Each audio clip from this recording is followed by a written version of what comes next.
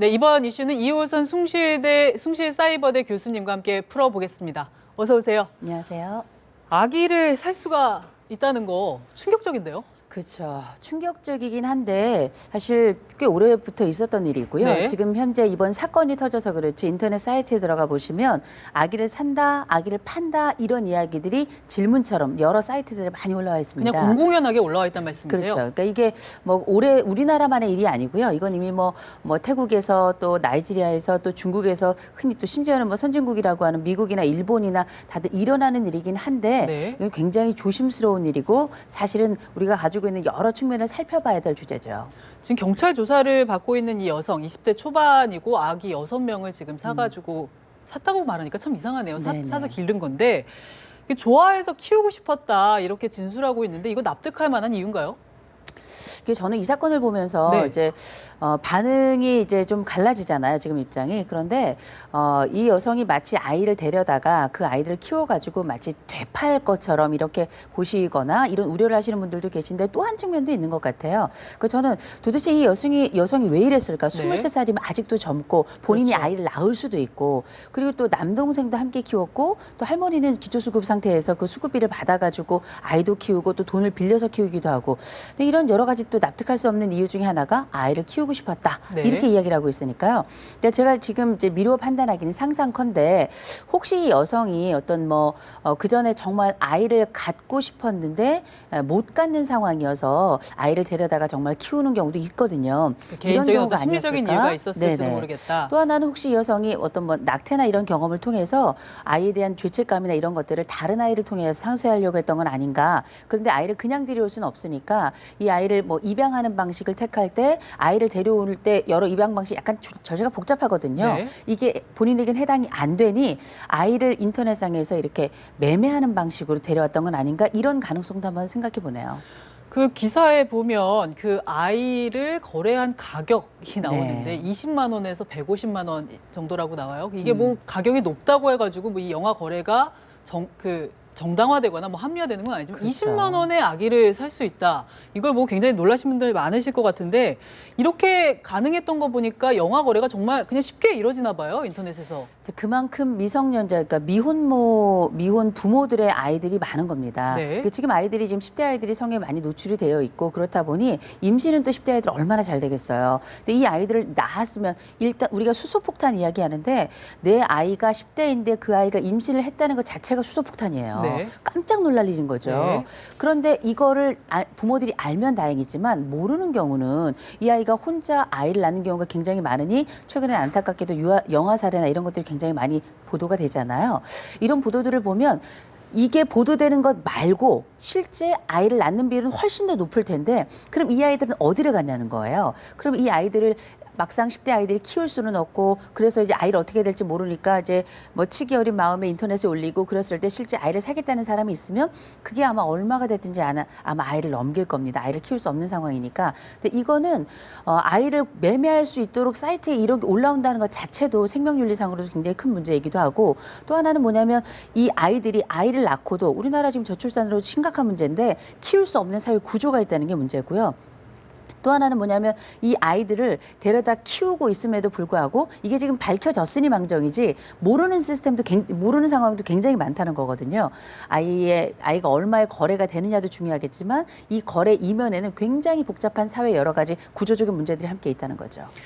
이게 그러면 이제 10대 주로 어린 나이에 미혼모들이 아이를 이제 원치 않는 임신이겠죠 아마도. 네네. 예, 이렇게 아이를 낳고 그거를 이제 인터넷에 올려서 팔고 이런 쭉 과정들이 이제 진행이 되는 건데 자 먼저 그러면 이 10대 어린 나이에 아이가 아이를 임신했을 때 그거를 그렇죠. 주변에서 아무도 모를 수도 있는 건가요? 모를 수 있죠. 왜냐하면 우리가 옛날에도 임신을 했을 때 왜 배를 꽉 조이거나 이래가지고 내가 임신 사실을 그 바깥에 알지 못하도록 하는 경우도 있었는데 요새 아이들 같은 경우에는 옷만 약간 펑퍼짐하게 입고 요새 애들 10대 애들은 살도 또 금방 찌는 경우도 있기 때문에 네. 실질적으로 그 아이를 내가 가졌다는 걸 가릴 수 있는 방법은 여러 가지입니다. 문제는 아이를 출산하는 과정이에요. 우리가 보통 이제 그 사건 사고에 보면 아이를 화장실에서 출산했다, 아니 모텔에서 출산했다 이런 그런 게 얘기가 많죠. 나오는데 아이가 초산에 혼자 아기를 낳았을 때는 그 태도 내야 되는데 그 태를 냈을까? 그 아이 태가 그냥 뱃속에 있으면 사망할 수도 있는 거거든요. 그러니까 이런 복잡한 시스템이 있지만 이런 복잡한 이야기 다음이 더 중요해요. 그다음에 그 아이를 어떻게 할 거냐고. 네. 그래서 베이비박스 이야기가 나오잖아요. 네. 근데 베이비박스에 아이를 갖다 두는 비율이 지금 과거에 비해서 사실은 그렇게 늘질 않았어요. 네. 왜 그러냐면 입양 시스템이 조금 달라져서 그렇습니다. 입양 시스템이요. 네. 네. 2012년도 네. 그때 이제 무슨 일이 벌어졌냐면 아이들을 입양하는 과정에서 너무 불법적인 과정이 많기 때문에 아이의 그냥 아이가 입양을 할 수 있도록 하는 하나의 방식으로 여러 가지가 있는데 그중에 하나 넣었던 게 뭐냐면 엄마가 아이를 낳으면 엄마가 실명으로 아이를 자기 호적에 넣든지 이렇게 출생신고를 어떻게든지 자기 실명으로 해야 돼요. 근데 엄마는 원치 않는 거잖아요. 이게 드러나기를. 엄마가 미혼모잖아요. 그렇죠. 10대잖아요. 이런 친구들은 내가 아이를 가졌다는 것, 낳았다는 것 이것만으로도 너무 힘든 일인데 이 아이를 내 부모도 모르게 어떻게 하고 싶은 그 심정인데 내 실명으로 아이를 출생신고를 한다는 건 거의 불가능하거든요. 네. 그러니까 정말 안타깝게 영아 사례가 발생하는 거고 네. 그리고 그런 상황이 안 되면 이제 아이를 이렇게 뭐 팝니다 혹은 뭐 아이를 뭐 키워주세요 하고 업둥이처럼 남의 집에 갖다 놓든지 인터넷상에 올리든지 이런 상황이 벌어지는 거죠. 네, 이렇게 아이들이 이제 세상에 나와서 이런 출생 직후부터 이런 비운의 상황들을 겪게 되면 이렇게 만약에 팔린다고 해도 사실 이 아이들이 정상적으로 또 장기적으로 좋은 양육 조건을 보장받을 수 있으리란 법은 또 없는 거잖아요. 그렇죠. 지금 이제 이번에 사건이 벌어졌던 23세 여성 같은 경우는 총 원래 아이가 6명이었잖아요. 네. 6명의 아이를 데리고 왔는데 그 아이 중에 3명은 자기 아이로 이제 입양을 했어요. 네. 근데 그 입양을 한 부분에 대해서 뭐 아기 수당을 받기 위해서냐 뭐냐 이런저런 이야기가 많지만 문제는 이 아이 3명 말고 나머지 3명 아이예요. 네. 그 3명 아이 중에 1명은 친척에게 보냈다. 나머지 2명은 원래 친모에게 돌려보냈다. 이렇게 이야기를 하는데 이제 확인이 돼야 되는 거거든요. 네. 만약에 친모에게 아이 2명이 다시 이제 제자리를 찾았다면 엄마를 찾았다면 그거는 이 여성이 정말 아기를 뭐 매매하거나 이런 생각은 없었나 보다 이런 생각이 들 거고 또 한 가지 만약에 그게 아니라 이게 친모에게 간 게 아니라 엉뚱한 데 갔다면 사실은 이거는 또 다른 사회적인 파장을 또 야기할 수 있는 거거든요. 네. 왜냐하면 키워서 아이를 또 이렇게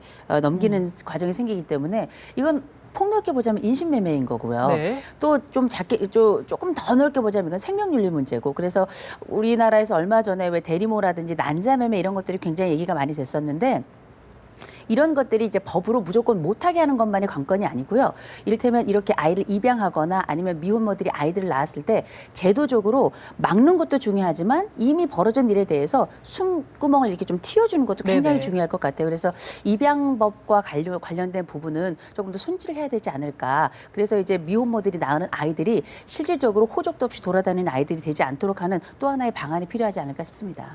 한국 사회에서는 사실 이 미혼모에 대한 부정적 시선도 굉장히 크고 해서 근데 지금 저출산이 또 위기라는데 네. 이렇게 이미 이제 세상에 태어난 아이들에 대해서는 좀 이제 잘 양육될 수 있도록 좀 제도적인 환경을 만들어줘야 된다 이런 말씀이시네요. 그렇죠. 네. 뭐 아기를 낳을 수 있는 집은 애를 안 낳으려고 하고 이제 20, 30대 여성들 잘 안 낳으려고 하잖아요. 아기를 낳고도 잘 낳는 아이들은 또 키울 수 없는 상황이기 때문에 이게 정말 사회가 가지고 있는 아이러니가 아닌가 싶어요.